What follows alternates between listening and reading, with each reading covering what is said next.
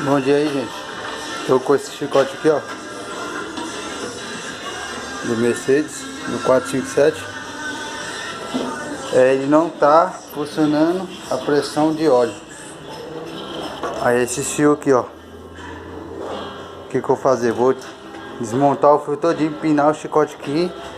Vou empinar o chicote todinho pra poder ver se tem algum fio quebrado.